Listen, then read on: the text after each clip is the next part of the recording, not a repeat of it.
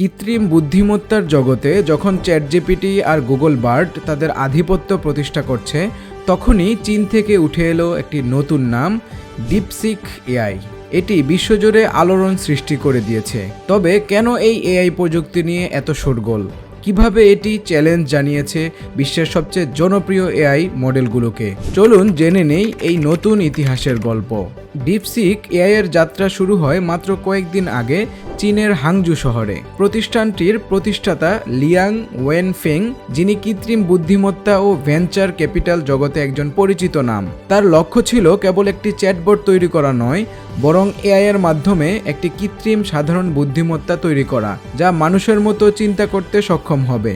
DeepSeek AI এর আসল challenge শুরু হয় যখন এটি ওপেন এআই এর চ্যাটজিপিটির সাথে প্রতিদ্বন্দ্বিতা শুরু করে। চ্যাটজিপিটি যেখানে ব্যবহারকারীদের সহজ এবং নির্ভুল তথ্য দিয়ে সুনাম কুড়াচ্ছে, ডিপসিক সেখানে খরচ কমিয়ে আরও বৃহৎ সংখ্যক মানুষকে এআই এর সুবিধা প্রদান করে যাচ্ছে। কম খরচে উন্নত মানের এআই সেবা, এখানেই ডিপসিক এআই এর বিশেষত্ব। যেখানে চ্যাটজিপিটি ব্যবহার করতে খরচ বেশি, সেখানে ডিপসিক এআই এর সাবস্ক্রিপশন মূল্য উল্লেখযোগ্যভাবে তারা অনেক কমাতে পারে। ডিপসিক এআই এর উত্থান আমেরিকার জন্য বড় চ্যালেঞ্জ হয়ে দাঁড়িয়েছে, কারণ আমেরিকা চায়নি চীন এআই প্রযুক্তিতে আধিপত্য বিস্তার করুক।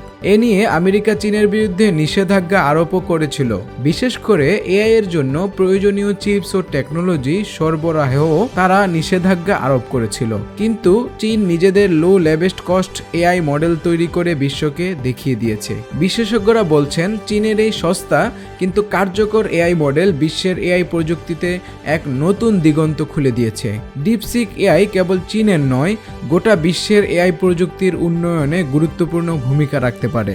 তবে এর বিরুদ্ধে থাকা চ্যালেঞ্জগুলোও কম নয়। চীনের সস্তা এআই মডেল যদি বিশ্বব্যাপী গ্রহণযোগ্যতা পায়, তাহলে এটি আমেরিকার উচ্চ মূল্যের এআই মডেলের জন্য একটি বড় ধাক্কার কারণ হবে। ডিপসিক এআই এর উত্থান বিশ্বকে নতুনভাবে চিন্তা করতে বাধ্য করেছে। এটি কি শুধুমাত্র চীনের সাফল্যের গল্প, নাকি একটি নতুন বৈশ্বিক প্রতিযোগিতার সূচনা শুরু হয়ে গিয়েছে?